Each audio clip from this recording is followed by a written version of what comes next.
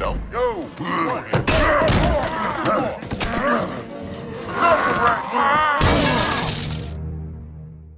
Halo, apa kabar semuanya? Semoga kalian semua sehat. Kali ini akan membahas sebuah alur cerita film terbaru berjudul Tulsa King. Bercerita tentang seorang pria paling brutal dan berbahaya malah dikhianati oleh kelompoknya sendiri. Oke, tidak usah berlama-lama bagaimana alur ceritanya, mari kita saksikan sampai selesai.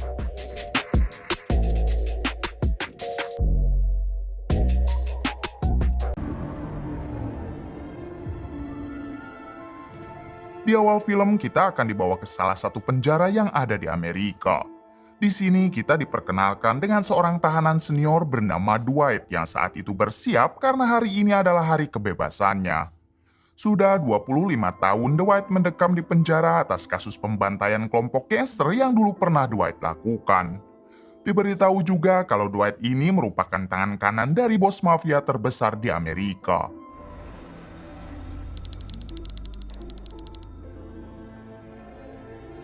Tak berselang lama, akhirnya Dwight dibebaskan dari penjara dan ia segera menuju ke markas si bos mafia karena Dwight sudah tidak mempunyai keluarga. Istri dan anak perempuan Dwight memilih untuk meninggalkannya semenjak Dwight masuk ke penjara.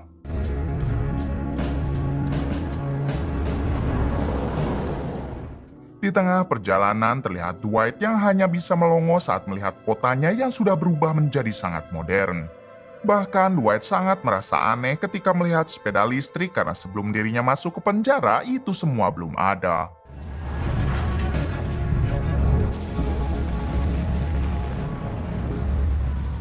Singkatnya, Dwight sampai di markas si bos mafia, dan ia segera dipersilahkan untuk masuk. Ini dia si bos mafia yang sudah sangat tua, bahkan sekarang ia sering sakit-sakitan. How is business? Kemudian putra si bos mafia yang bernama Carlos menjelaskan kalau kini semua bisnis ayahnya telah diambil alih oleh Carlos sebab sang ayah sudah sangat tua. Bahkan Carlos juga sudah mempunyai tangan kanan baru sehingga tidak mungkin dirinya mempekerjakan Dwight menjadi tangan kanannya. Akan tetapi karena Carlos masih menghargai pengorbanan Dwight yang telah dipenjara selama 25 tahun, ia pun berniat akan mengirim Dwight ke kota terpencil bernama Tulsa. Di sana, Dwight harus bisa menguasai kota Tulsa lalu memungut pajak dari semua bandar barang haram untuk disetorkan kepada Carlos. Mendengar hal tersebut, Dwight menolak sebab secara tidak langsung ia harus memulai semuanya dari awal lagi. Vince is one of my capos. There's nothing left for me. Just give him some space. It's not a good idea. What can they do? Someone comes through the door. Way the fuck over there, Dwight. Watching the door, buddy. That's all. Tangan kanan Carlos yang melihat Dwight telah bersikap tidak sopan, ia pun mencoba mengusirnya. Namun dengan cepat, Dwight segera memberikan bogem mentah hingga membuat si tangan kanan pingsan. You're in diapers. Alhasil ayah Carlos atau si bos besar sampai turun tangan lalu meminta maaf kepada Dwight karena semuanya sudah berubah dan tidak seperti di zamannya dulu. Si bos besar meminta Dwight agar menuruti saja semua perintah Carlos karena yang terpenting Dwight masih mempunyai pekerjaan dan tidak menjadi pengangguran. Pada akhirnya Dwight luluh dan kini ia bersedia untuk ditempatkan di kota Tulsa.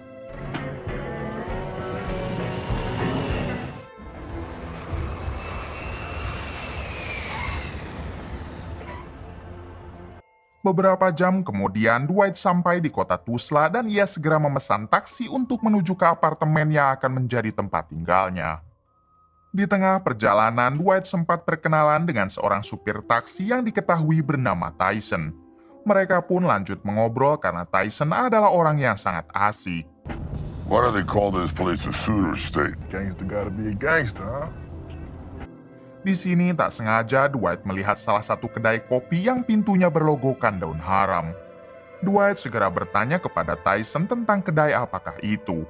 Tyson menjelaskan kalau kedai itu memanglah kedai kopi, namun di sana mereka juga menjual barang haram.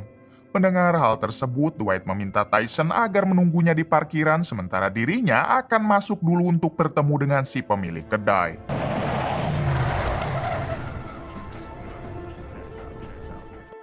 Ketika di dalam, Dwight meminta baik-baik kepada salah satu karyawan untuk memanggil bos mereka. Namun karyawan itu menolak dan malah mengusir Dwight karena kedai ini tidak menerima tamu orang asing. Dengan santai, Dwight berjalan keluar, lalu mengambil termos dari taksi Tyson dan inilah yang dilakukan Dwight. Listen, mister, I told you. Alhasil, si pemilik kedai yang mendengar keributan, ia pun langsung bergegas keluar.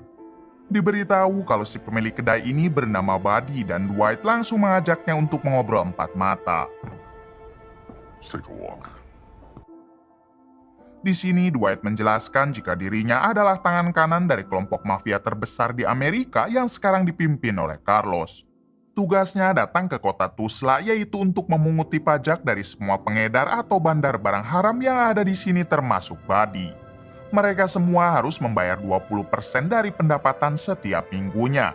Dan sebagai imbalannya, Dwight akan memberikan perlindungan dari para gangster, polisi, FBI, ataupun hukum yang berlaku. Buddy yang tidak mempunyai pilihan, ia pun akhirnya mau menuruti apa yang Dwight bicarakan. Bahkan Buddy juga langsung membayar pajak 20% dari total semua pendapatannya minggu ini.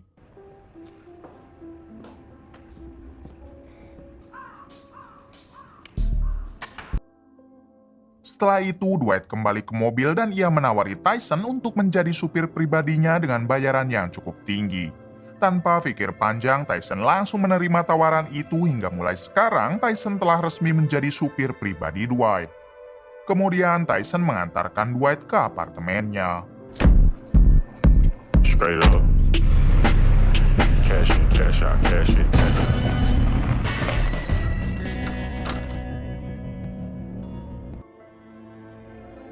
Malam harinya, Dwight pergi ke salah satu klub malam yang ada di kota Tuzla.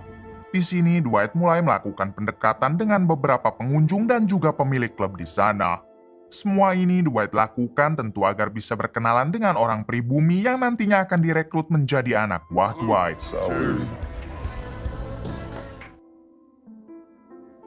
Keesokan harinya, Dwight dan Tyson kembali mendatangi kedai kopi milik Buddy. Di sini Dwight menanyakan dari manakah Buddy mendapatkan daun haram yang selalu ia jual. Buddy menjawab jika dirinya mendapatkan daun itu dari seorang petani kenalannya. Petani itulah yang selalu memasok semua daun haram di kota ini karena ia mempunyai puluhan hektar perkebunan daun tersebut. Mendengar itu semua, Dwight pun meminta agar dirinya dikenalkan dengan si petani. Di suatu waktu, Dwight kembali mendatangi klub malam yang ada di sana. Kali ini, Dwight bertemu dengan seorang tante-tante yang bernama Anna dan mereka pun saling berkenalan. Ternyata Anna tidak datang sendiri karena ia sedang berpesta dengan gengnya di klub malam tersebut. Dwight pun diajak bergabung hingga mereka pesta bersama.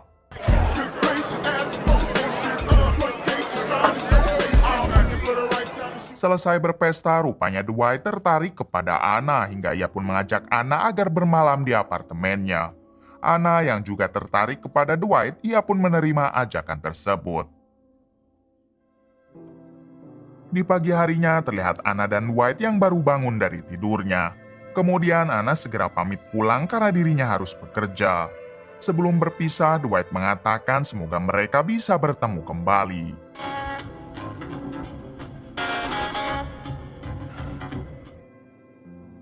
Setelah itu, kita akan diperlihatkan dengan tim FBI yang ada di kota Tuzla sedang melakukan rapat.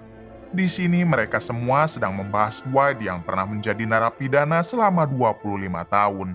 Para FBI telah mengetahui kalau Dwight kini tinggal di kota Tuzla dan mereka khawatir jika Dwight sampai berbuat onar lagi. Di dalam rapat itu juga terlihat ada Anna, si wanita yang semalam tidur bersama Dwight karena ternyata Anna adalah anggota FBI. Di sini Anna sangat terkejut saat mengetahui jika Dwight adalah mantan narapidana yang baru selesai menjalankan hukuman selama 25 tahun. Di hari berikutnya, Anna yang penasaran kepada Dwight, ia pun segera menghubungi rekannya di FBI untuk menanyakan informasi detail tentang Dwight. Rekan Anna pun memberitahu jika Dwight dulunya adalah tangan kanan seorang bos mafia terbesar di kota New York. Bahkan Dwight juga terkenal sangat kejam terhadap siapa saja yang menjadi musuhnya. Setelah mengetahui sedikit informasi tersebut, Anna pun berterima kasih lalu menutup panggilannya. See you next time I'm in town. Thank you. Adegan berpindah kepada Carlos, si bos mafia yang kini didatangi oleh tangan kanannya. Rupanya si tangan kanan meminta pertanggungjawaban karena bogeman dari Dwight dulu membuat 3 rahangnya mengalami kerusakan parah. Carlos yang menyadari kalau Dwight adalah mantan tangan kanan terbaik ayahnya, ia pun merundingkan dulu hal ini kepada sang ayah. Thank you. Di sisi lain memperlihatkan Dwight dan Tyson supirnya yang sedang mendatangi Buddy untuk menagih pajak mingguan. Di sini Dwight juga meminta Buddy agar mengantarkannya kepada si petani pemasok daun haram. Namun sayangnya saat ini Buddy sedang sibuk dan ia berjanji akan mengantarkan Dwight nanti jika dirinya sedang santai. I need some money. 2 jam setelah itu terlihat Dwight yang dihubungi oleh Carlos. Rupanya Carlos meminta Dwight agar membayar $50.000 sebagai ganti rugi untuk tangan kanan Carlos yang dulu telah Dwight bogem. Untungnya Dwight tidak keberatan dan ia meminta agar Carlos memotong dari gajinya saja. Sore harinya ketika Dwight berada di apartemen, tiba-tiba ia kedatangan tamu yang ternyata itu adalah Anna. Sampai sekarang Dwight belum mengetahui jika Anna merupakan seorang anggota FBI.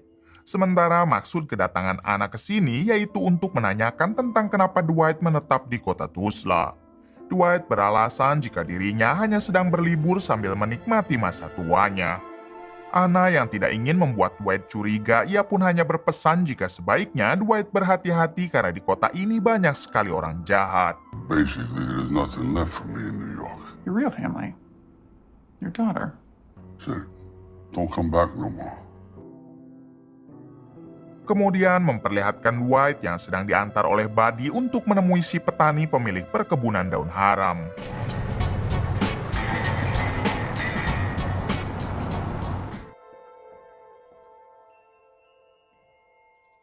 Sesampainya di sana, Dwight langsung disambut baik oleh si petani ini orangnya. Kemudian Dwight menawarkan kerjasama dengan si petani yang mana Dwight akan menampung semua hasil panen untuk disebar ke seluruh kota Tulsa. Dwight juga berjanji akan memberikan si petani perlindungan dari hal apapun kalau si petani mau bekerja sama dengannya. Pada akhirnya si petani setuju dan mulai sekarang mereka berdua resmi bekerja sama. Di hari selanjutnya, Dwight iseng membuka laptop untuk mencari keberadaan istri dan putrinya yang telah lama meninggalkan Dwight. Hingga tak lama, Dwight berhasil mendapatkan alamat sang putri dari media sosial. Bahkan Dwight juga berhasil mendapatkan nomor teleponnya dan Dwight langsung menghubungi nomor telepon tersebut. Ketika terhubung, Dwight segera meminta maaf dan mengatakan jika ia sangat merindukan sang putri. Akan tetapi putri Dwight langsung mematikan panggilannya saat mengetahui kalau itu adalah ayahnya. Dwight hanya bisa terdiam dan seketika hatinya hancur karena putrinya tampak sudah tidak menginginkan lagi kehadiran Dwight.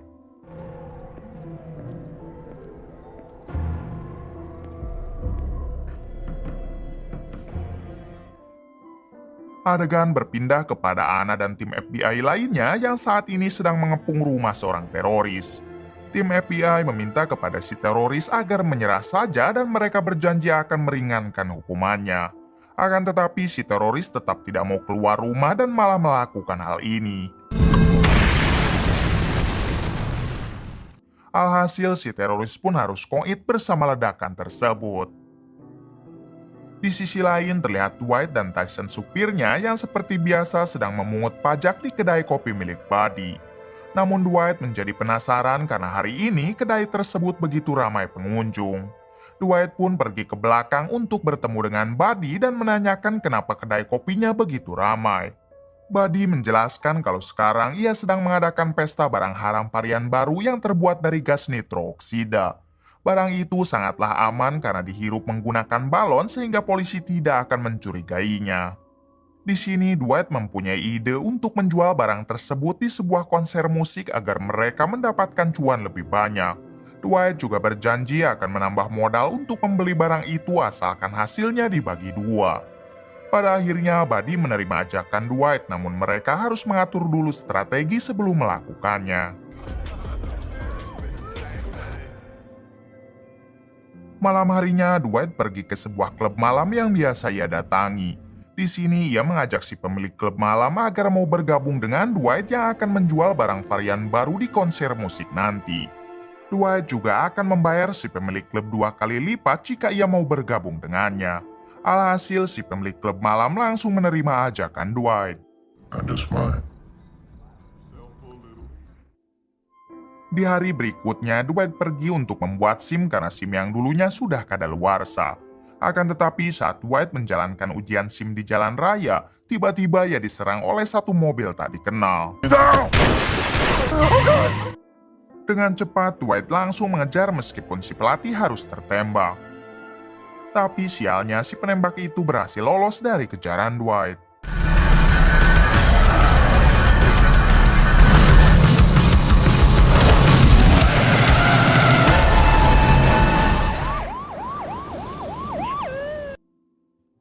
Tak berselang lama, Dwight dibawa ke kantor polisi untuk diinterogasi perihal kejadian barusan. Di sini, para polisi itu menyangka kalau Dwight telah berbuat onar lagi mengingat Dwight adalah mantan tangan kanan dari bos mafia terbesar di Amerika. Akan tetapi, Dwight bersumpah kalau dirinya tidak berbuat onar apapun dan dalam kejadian itu Dwight adalah korban. Para polisi yang tidak percaya begitu saja, mereka pun menahan dulu Dwight. I got a feeling he fails a lot of people. We just want to hear your version of things. You know I'm a Leo. 2 jam kemudian, Dwight didatangi oleh Anna si FBI. Tentu Dwight langsung terkejut saat mengetahui kalau Anna adalah anggota FBI. Namun Anna meminta Dwight agar tenang karena kedatangannya ke sini untuk membebaskan Dwight. Pada akhirnya, Dwight berhasil dibebaskan dengan bantuan dari Anna. Lalu sebagai tanda terima kasih, Dwight pun mengajak Anna makan malam bersama. Ketika makan malam sedang berlangsung, barulah Dwight menceritakan masa lalunya kepada Anna tentang dirinya yang merupakan mantan narapidana dan tangan kanan bos mafia terbesar di Amerika. Terlihat Anna hanya tersenyum karena ia sudah mengetahui semuanya. Kemudian Dwight yang sudah lama tidak mengasah totongnya, ia pun mengajak Anna ke apartemen hingga terjadilah aksi anu-anuan. Really? Keesokan harinya, Dwight menghubungi Carlos si bos mafia dan menceritakan tentang ia yang diserang kemarin. Di sini, Dwight menyangka jika penyerangnya itu dilakukan oleh tangan kanan Carlos yang berniat membalas dendam. Namun, Carlos mengatakan kalau tangan kanannya tidak pernah jauh dari Carlos sehingga bisa dipastikan jika penyerangnya itu bukan dilakukan oleh tangan kanannya.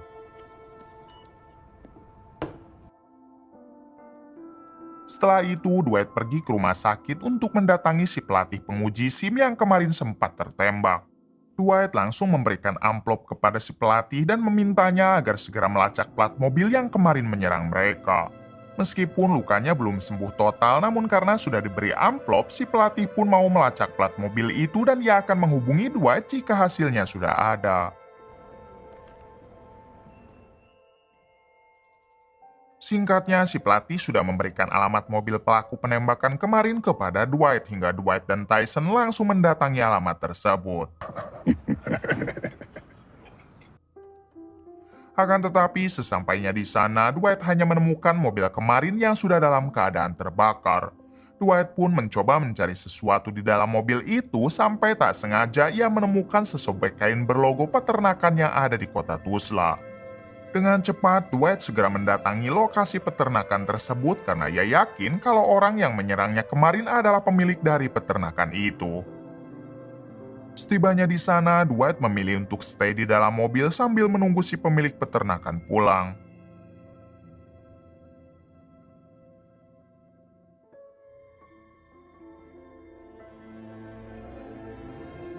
Setelah menunggu cukup lama, akhirnya si pemilik peternakan pulang sehingga Dwight segera membuntuti mobilnya dari belakang.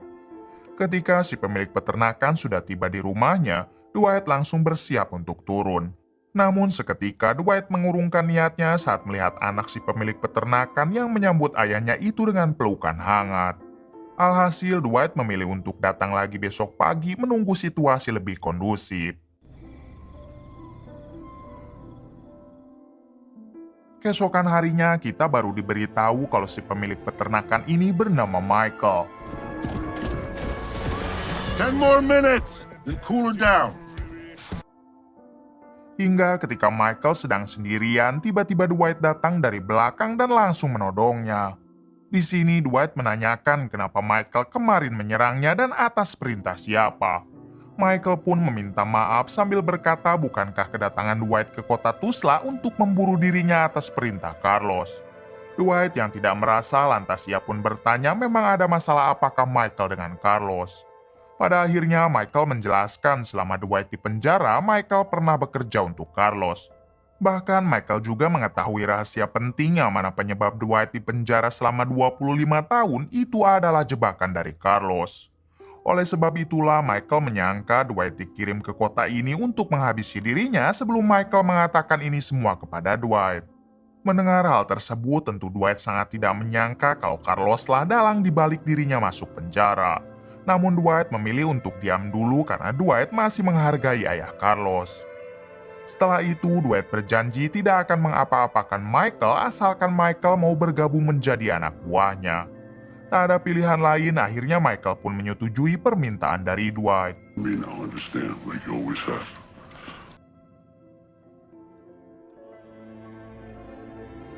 Malam harinya terlihat barang varian baru yang sebelumnya Dwight pesan telah sampai di kedai kopi milik Buddy. Di sini Dwight segera memerintahkan Tyson dan Buddy agar menjualnya di konser musik yang tak jauh dari sana. Hingga dengan cepat Tyson dan Buddy pun segera menjual barang varian baru tersebut. Ketika Tyson dan Buddy sedang asik berjualan, tiba-tiba mereka didatangi oleh sekelompok gangster lokal yang langsung mengajar Tyson dan juga Buddy. Bahkan kelompok gangster itu juga merampas semua barangnya. 1 jam kemudian, Buddy dan Tyson melaporkan semua kejadian barusan kepada Dwight yang saat itu sedang berada di klub malam. Mendengar hal tersebut, tentu Dwight tidak terima dan ia berjanji kalau besok malam pasti akan membalas mereka. Tak lupa, Dwight juga mengajak si pemilik klub malam agar mau bergabung karena kemarin ia telah menyepakati kerjasama dengan Dwight. Well, there ain't nothing. Di waktu yang sama, Dwight menghubungi Michael yaitu untuk mengajaknya juga menyerang gangster tersebut pada besok malam. Di hari selanjutnya, terlihat Tyson yang luka bonyoknya sedang diobati oleh ibunya. Ayah Tyson yang melihat anaknya bonyok tentu merasa tidak terima dan menanyakan siapakah orang yang telah mengajarnya. Tyson menjawab kalau ia dihajar oleh sekelompok gangster di konser musik, namun Dwight bosnya akan membalas perbuatan itu pada nanti malam. And Tyson sure does. Tell your mom, Tyson. Singkatnya, Dwight dan si pemilik klub sedang menunggu kedatangan yang lainnya untuk melakukan balas dendam kepada kelompok gangster lokal. Tak lama, Buddy, Tyson, dan Michael pun mulai datang sehingga Dwight memutuskan untuk berangkat sekarang juga. Namun ketika mereka semua akan berangkat, tiba-tiba ayah Tyson datang. So this means a lot to me that you've included me. Si ayah mengatakan kalau dirinya juga ingin menghajar orang-orang yang telah membuat Tyson bonyok. Hingga dengan senang hati, Dwight langsung menerima si ayah. Come on! Sesampainya di tempat konser musik, Dwight segera membekali semua anggotanya dengan stick baseball.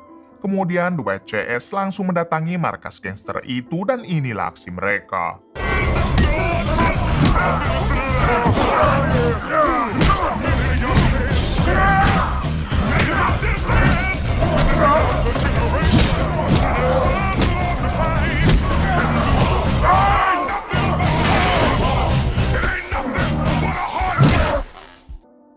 Setelah cukup lama berperang, pada akhirnya kelompok Dwight berhasil menumbangkan gangster tersebut. Tak lupa Dwight juga membawa barang varian barunya yang kemarin telah mereka rampas beserta semua uang yang ada di markas gangster lokal itu. Kemudian Dwight CS kembali ke klub malam, lalu membagi rata semua uang rampasannya tadi kepada seluruh anggotanya termasuk ayah Tyson.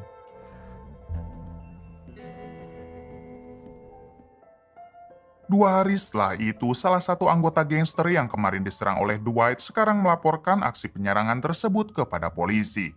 Si anggota gangster memberikan plat nomor mobil dari salah satu anak buah Dwight dan meminta para polisi itu agar segera menangkapnya.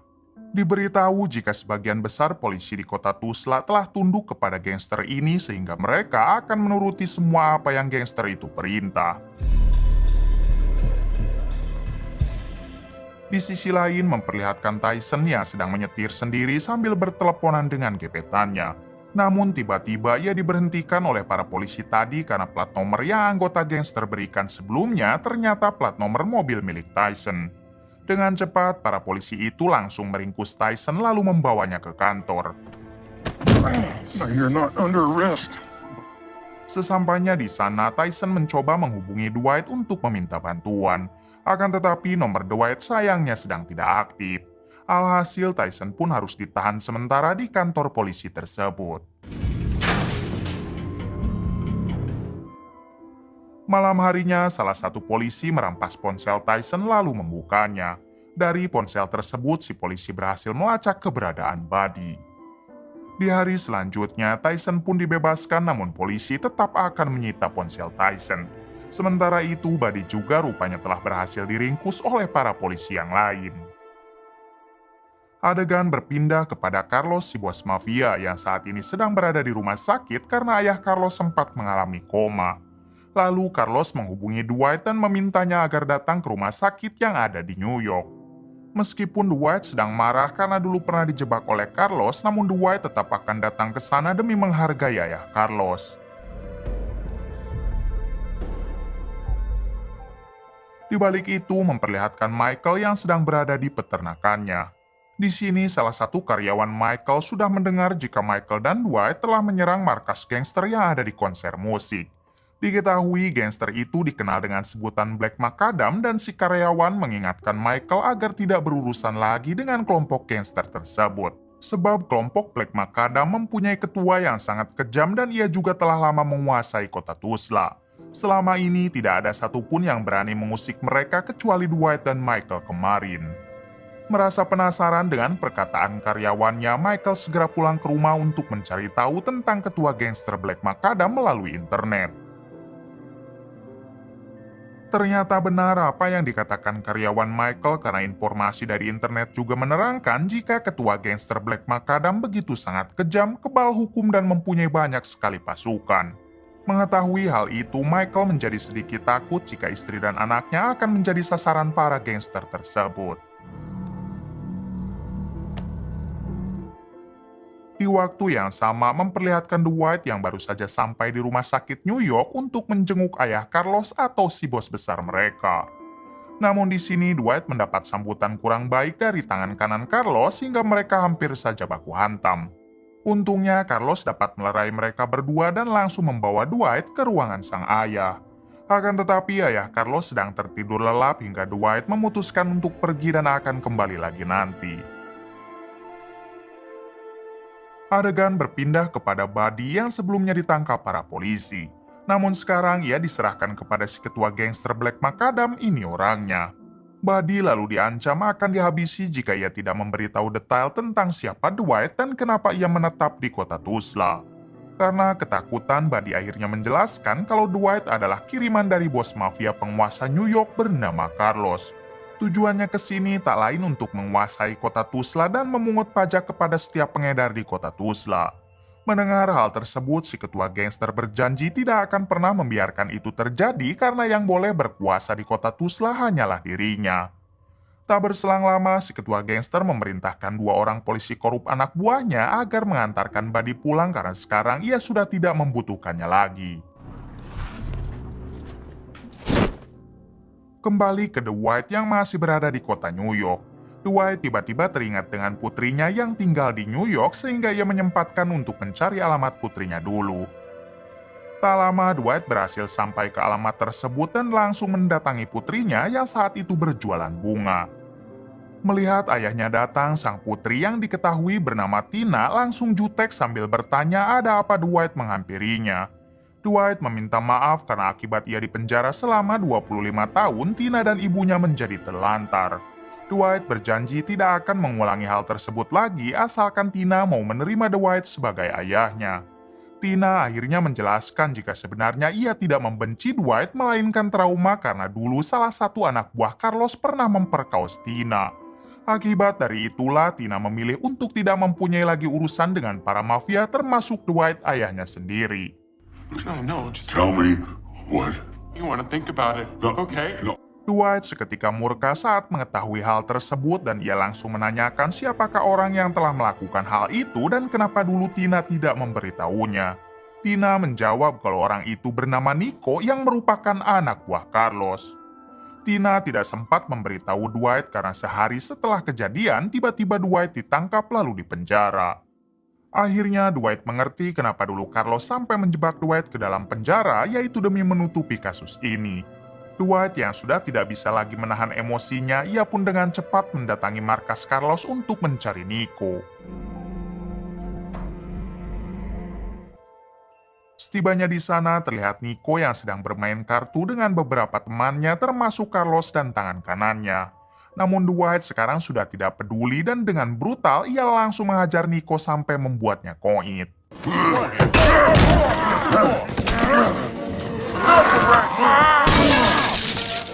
Melihat hal tersebut, Carlos hanya bisa terdiam karena ia sadar jika ingin melawan Dwight tidak cukup hanya dengan 3 orang.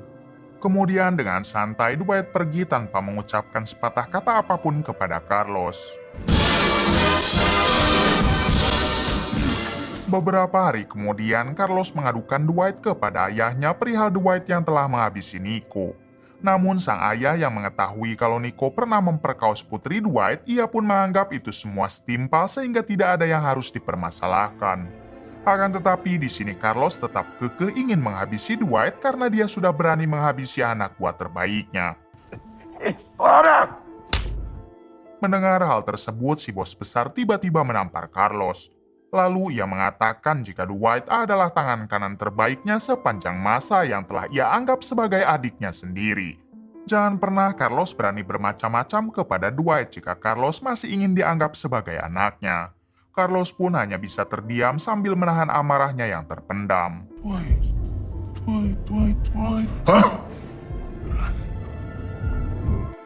Di balik itu, sebelum Dwight kembali ke kota Tulsa, ia pun mendatangi lagi Tina putrinya. Di sini Dwight mengatakan jika Nico telah dihabisi dan sekarang semuanya impas. Tina menjawab kenapa Dwight sampai melakukan hal tersebut padahal itu hanya akan menimbulkan masalah baru. Tentunya semua ini Dwight lakukan sebagai rasa sayang terhadap Tina. Dwight tidak peduli meskipun nantinya ia harus diburu oleh Carlos karena Dwight tidak bisa melihat putrinya disakiti oleh orang lain. Mendengar hal itu, seketika hati Tina menjadi luluh dan mulai sekarang Tina juga sadar kalau ayahnya sangat menyayangi Tina. But now it's so much deeper than that. I don't know if you believe that or not. You just destroyed my life.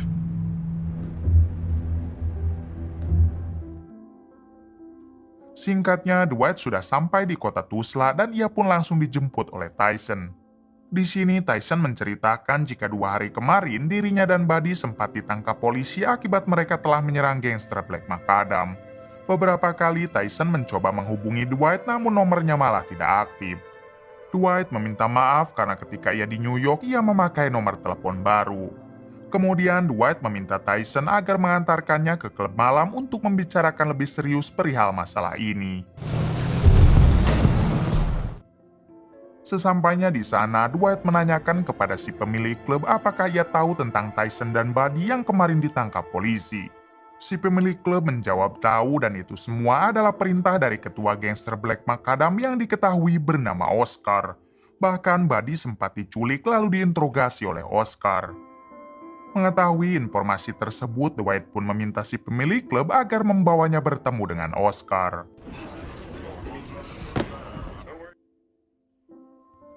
Singkatnya, Dwight dan si pemilik klub bertemu dengan Oscar. Di sini Dwight menanyakan kenapa Oscar menangkap Tyson dan Buddy, bukannya gangster Oscar lah yang menyerang duluan saat di konser musik. Oscar menjawab kalau ia tidak suka jika ada orang lain yang mengedarkan barang di wilayahnya karena Oscar adalah penguasa di wilayah Tulsa. Apabila Dwight masih tetap ingin mengedarkan barang itu, maka Dwight harus tunduk dulu kepada Oscar. Mendengar hal tersebut, tentunya Dwight menolak karena tidak ada satupun orang yang dapat memerintahnya kecuali ayah Carlos. Alhasil mereka berdua menjadi semakin panas dan Oscar langsung mengusir Dwight dari tempatnya. But I detect, correct me if I'm wrong, Adegan berpindah kepada Tina putri Dwight yang saat ini sedang mencuci piring.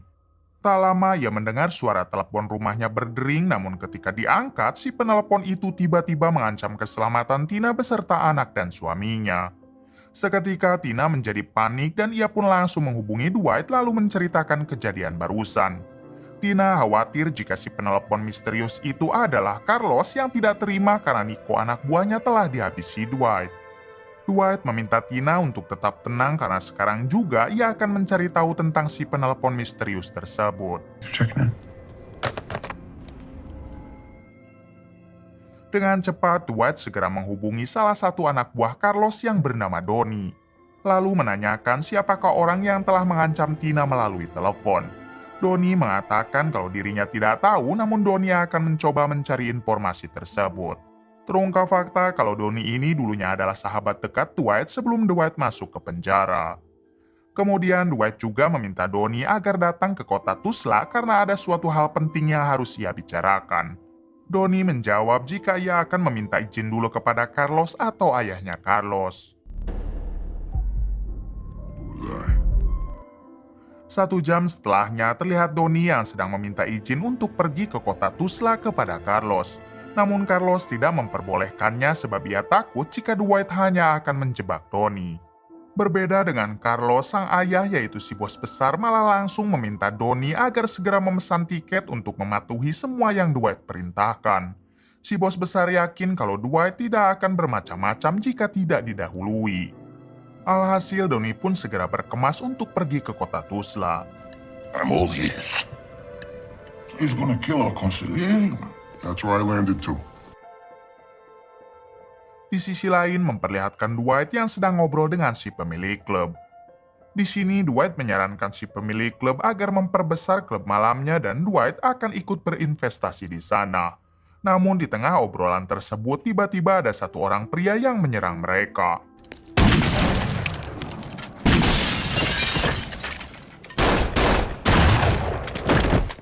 Pada akhirnya, Dwight dan si pemilik klub berhasil menghabisi orang tersebut. Ketika dilihat dari dekat, ternyata dia adalah anggota gangster Black Macadam yang diperintah oleh ketuanya yaitu Oscar. Menyadari hal tersebut, Dwight pun sangat marah dan sepertinya peperangan di antara mereka akan segera dimulai. Good to hear it. Adegan berpindah kepada Tina putri Dwight yang saat itu hendak masuk ke supermarket bersama anaknya. Sedangkan suami Tina memilih untuk menunggu di luar. Namun tak lama suami Tina tiba-tiba dihajar oleh seseorang sampai membuatnya babak belur. Ternyata orang yang menghajar suami Tina adalah Carlos karena ia masih sangat dendam kepada Dwight yang telah menghabisi Nico anak buah terbaiknya. Di balik itu, Dwight dan si pemilik klub tampak sedang menguburkan jasad dari anggota gangster Black Macadam yang tadi menyerang mereka. Namun sebelum memasukkan jasadnya, Dwight menyuruh si pemilik klub agar membuka jaket orang tersebut untuk dikirimkan kepada Oscar, si ketua gangster Black Macadam.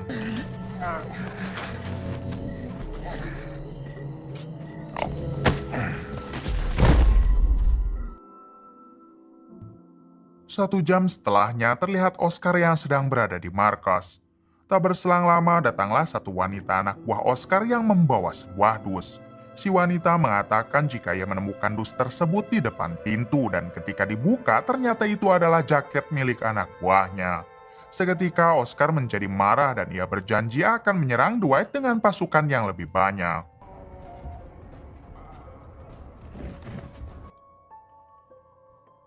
Adegan berpindah kepada Tina yang sekarang berada di rumah sakit. Ternyata akibat penyerangan yang dilakukan Carlos, suami Tina sampai terluka parah dan sekarang harus dirawat. Lalu Tina pun menghubungi Dwight dan menceritakan semuanya.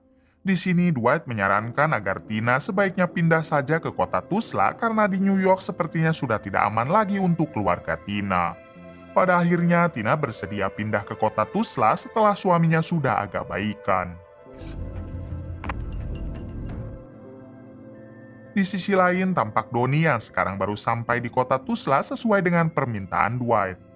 Dwight pun langsung menanyakan siapa orang yang telah menghajar menantunya karena semalam menantunya telah diserang. Donnie bersumpah kalau dirinya tidak tahu karena ia sibuk mengurus tiket untuk bisa datang ke kota Tuzla. Dwight rupanya sangat yakin kalau itu adalah perbuatan Carlos atau antek-anteknya, sehingga ia berjanji suatu saat nanti akan menghabisi Carlos. Kemudian Dwight mengajak Donnie agar bergabung dengan kelompoknya saja karena kita tahu kalau mereka adalah sahabat di masa lalu dan itulah alasan Dwight menyuruhnya ke sini. Namun Donnie mengatakan kalau ia akan memikirkannya dulu.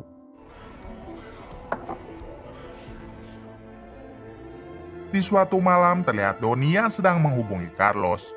Di sini Donnie memberitahu jika Dwight sedang marah besar akibat penyerangan yang terjadi kepada menantunya. Jika penyerangan tersebut benar dilakukan oleh Carlos, Donnie menyarankan agar sebaiknya Carlos meminta maaf daripada harus terjadi peperangan nantinya. Akan tetapi Carlos menolak dan ia sekalipun tidak akan pernah meminta maaf kepada Dwight. So what do you got? You got any intel? Setelah itu, Carlos mendekati ayahnya atau si bos besar yang sedang mandi. Di sini, Carlos berpura-pura akan membantu sang ayah untuk membersihkan kepalanya, namun tiba-tiba... Semua ini Carlos lakukan karena dirinya ingin berkuasa menggantikan posisi sang ayah secara penuh.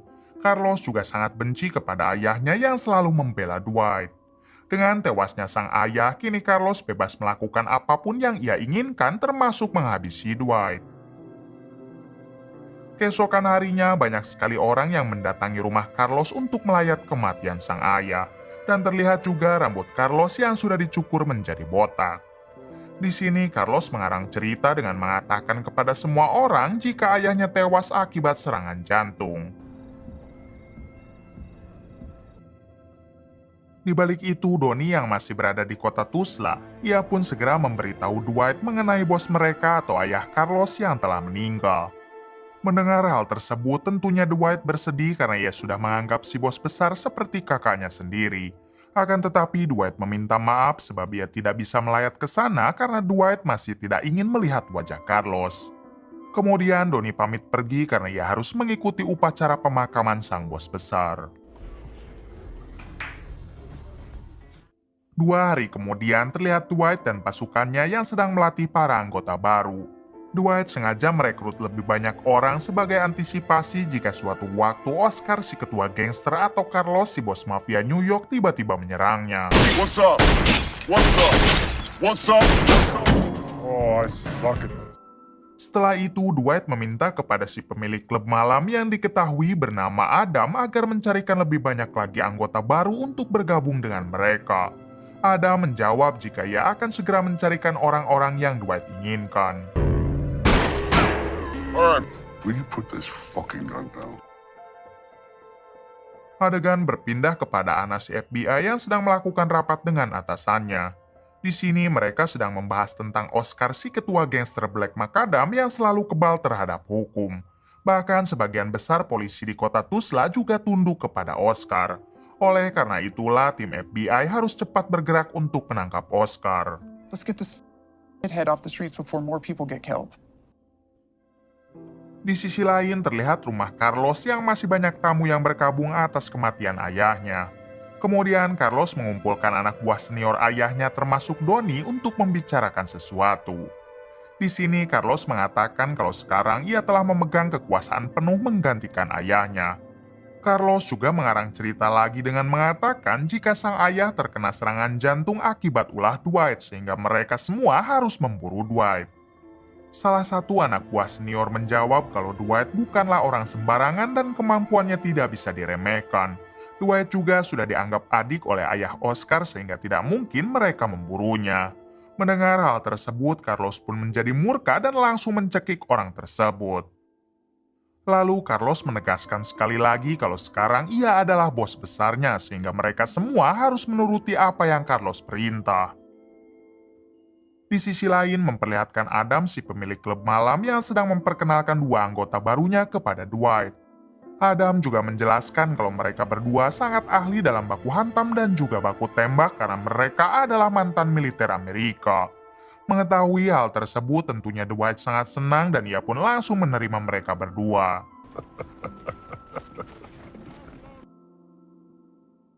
Keesokan harinya terlihat Anna dan tim FBI sedang melakukan penggerebekan ke markas Oscar.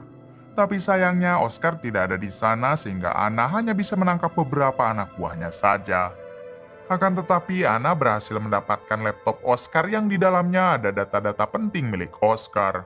Dari laptop tersebut Anna mengetahui semua bisnis haram Oscar dari mulai penjualan senjata ilegal, barang haram, dan perdagangan manusia. Shit. How in the hell did this guy get so much money? Di tempat lain, salah satu polisi korup anak buah Oscar sedang menghubungi Oscar untuk memberitahu kalau tempatnya telah digerebek oleh Anna dan tim FBI. Tentunya Oscar menjadi murka dan ia berjanji akan memburu Anna. Fucking cop! Think of something! Adegan berpindah kepada Dwight yang tiba-tiba dihubungi oleh Carlos. Di sini Carlos meminta maaf atas semua kelakuannya kemarin dan ia mengajak Dwight agar mempererat hubungannya seperti dulu. Carlos akan datang ke kota Tuzla dalam beberapa hari dan ia berharap kalau Dwight akan menemuinya. Mendengar hal itu, Dwight pun hanya mengiyahkan saja semua permintaan Carlos. Terungkap fakta kalau Carlos mengajak Dwight bertemu tak lain hanya untuk menjebak Dwight supaya Carlos bisa dengan mudah menghabisinya. Namun yang Carlos belum tahu jika saat ini Dwight telah memiliki banyak pasukan dan hampir menguasai kota Tuzla.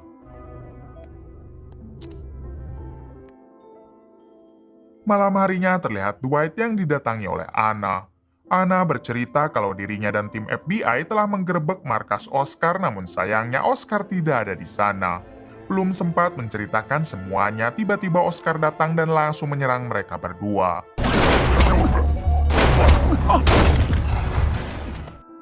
Alhasil Anna harus tertembak sementara Oscar melarikan diri. Dwight yang tidak terkena tembakan, ia pun segera membawa Anna ke rumah sakit. Keesokan harinya terlihat Dwight yang sedang diinterogasi oleh FBI terkait kasus Anna yang ditembak oleh Oscar. Para FBI menyangka kalau Dwight telah bekerja sama dengan Oscar untuk menghabisi Anna. Namun Dwight mengatakan jika dirinya tidak mungkin melakukan hal itu karena Anna adalah teman dekatnya. Akan tetapi para FBI tidak mau percaya begitu saja dan tetap akan menahan Dwight. Tak berselang lama pengacara Dwight datang dan langsung berdebat dengan para FBI karena faktanya Dwight memang tidak terlibat. Pada akhirnya Dwight pun dilepaskan kembali. The fuck would want to leave this paradise? Setelah itu, Dwight mendatangi rumah sakit untuk melihat keadaan Anna. Di sini, Dwight mengatakan kalau ia akan menghabisi Oscar dan para antek-anteknya yang tersisa. Namun, Anna menjawab kalau mungkin saja Oscar sudah pergi dari kota Tuzla dengan membawa semua uang hasil bisnis haramnya. Kemudian, Anna bercerita jika setelah sembuh nanti, kemungkinan besar dirinya akan dipecat dari FBI karena para FBI telah mengetahui hubungan Anna dengan Dwight. Diberitahu jika anggota FBI sangat dilarang mempunyai hubungan apapun dengan para mafia atau mantan narapidana dan oleh sebab itulah Anna pasti akan dipecat. Mendengar hal itu, Dwight meminta Anna tetap tenang karena meskipun Anna dipecat dari FBI, Dwight berjanji akan menjamin hidup Anna. Selesai dari rumah sakit, Dwight pun pergi menemui Michael, yaitu salah satu anggotanya yang memiliki peternakan. Di sini Michael mengatakan kalau Carlos sedang dalam perjalanan menuju kota Tuzla dan kemungkinan akan sampai pada besok pagi. Mengetahui hal tersebut, Dwight meminta Michael agar mengerahkan semua anggotanya untuk menyambut kedatangan Carlos. Fucking bounty on this Waltrip's head. Anybody see him anywhere, anytime, they take him out. Keesokan harinya memperlihatkan Carlos tangan kanannya beserta Donnie yang sedang bersantai karena mereka baru saja sampai di kota Tuzla. Tak lama datanglah Dwight, Michael, dan Tyson yang langsung menghampiri Carlos. Awalnya Carlos mengira kalau Dwight akan menyambutnya dengan baik, namun di sini Dwight malah mengatakan jika ia sudah mendirikan kelompok mafianya sendiri dan tidak mau ada urusan apapun dengan Carlos. Dwight meminta Carlos agar jangan bermacam-macam apalagi sampai mengusik keluarganya. Kemudian Dwight juga mengajak Donnie untuk bergabung saja dengan kelompok Dwight. Donnie yang merupakan sahabat lama Dwight akhirnya memilih untuk bergabung bersama Dwight. Melihat hal tersebut, seketika Carlos menjadi murka karena niat awal kedatangannya ke sini untuk menghabisi Dwight, tapi sekarang ia yang malah terpojok. Ketika Carlos akan melawan dengan santai, Dwight mengatakan jika tempat ini telah dikelilingi oleh anak buah Dwight yang siap menembak Carlos kapan saja. Alhasil, Carlos dan si tangan kanan pun memilih untuk pergi daripada koit sia-sia di tangan kelompok Dwight. Come on. Di tempat lain memperlihatkan Oscar yang sedang mengumpulkan semua anak buahnya yang tersisa. Oscar meminta kepada mereka semua agar menyiapkan mental karena cepat atau lambat ia akan menyerang Dwight dan juga pasukannya. Lalu salah satu anak buah Oscar ada yang tidak setuju mengingat jumlah anggota gangster mereka tinggal sedikit. Merasa digurui oleh anak buahnya sendiri, dengan kejam Oscar langsung menghabisi orang tersebut.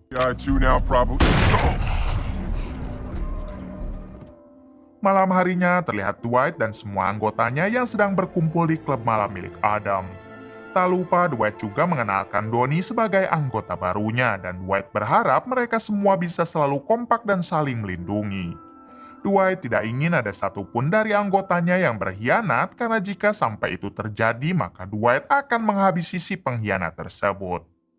Kemudian Dwight menjelaskan kalau musuh mereka hanya tinggal satu lagi, yaitu gangster Black Macadam yang dipimpin oleh Oscar. Jika mereka berhasil meratakan kelompok Oscar, maka mereka akan menjadi satu-satunya kelompok mafia yang berkuasa di kota Tuzla. Bars open. Di hari berikutnya, Dwight meminta Buddy agar meretas laptop milik Oscar yang sekarang berada di tangan FBI. Dwight bermaksud akan merebut semua bisnis Oscar yang data-datanya berada di laptop tersebut. Diberitahu kalau Buddy juga mempunyai keahlian dalam bidang retas-meretas sehingga tanpa kesulitan ia berhasil meretas laptop milik Oscar. Di sini Buddy tidak hanya mengambil data bisnis milik Oscar, melainkan mengambil juga semua tabungan Oscar yang berjumlah jutaan dolar. Sementara itu, Oscar yang menyadari kalau tabungannya telah dikuras habis, seketika ia pun begitu sangat murka.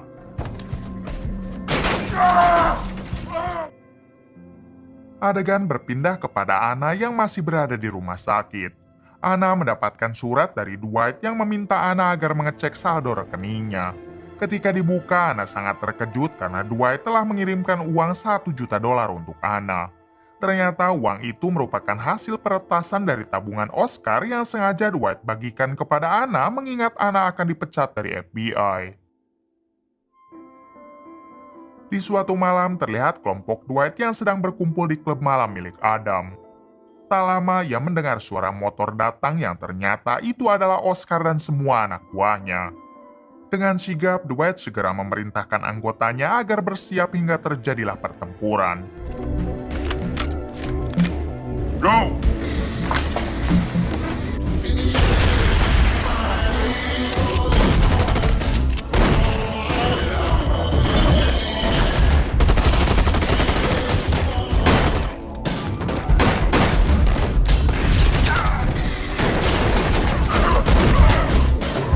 Hingga pada akhirnya Dwight mampu menghabisi Oscar. Alhasil kini kelompok mafia Dwight menjadi satu-satunya penguasa di kota Tuzla dan tidak akan ada lagi yang berani mengusik mereka.